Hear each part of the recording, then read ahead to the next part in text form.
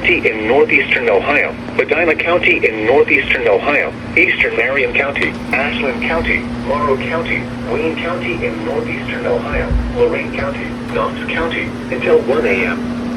At 11:53 p.m., a dangerous snow squall was located along a line extending from near western Vermilion to New Willard to near Marion, moving east at 50 miles an hour. Hazard: intense bursts of heavy snow. Gusty winds leading to blowing snow and visibility rapidly falling to less than 1/4 mile.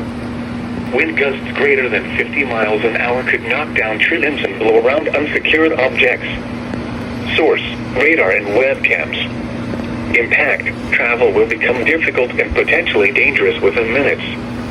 Locations impacted include Cleveland, Lorain, Elyria, Mansfield, Marion, Medina, Worcester, Ashland, Mount Vernon, Willowick, Vermilion, Mount Gilead, Parma, Lakewood, Euclid, Cleveland Heights, Strongsville, Brunswick, Westlake, and North Royalton. Consider avoiding or delaying travel until the snow squall passes your location. If you must travel, use extra caution and allow extra time. Rapid changes in visibility and slick road conditions may lead to accidents.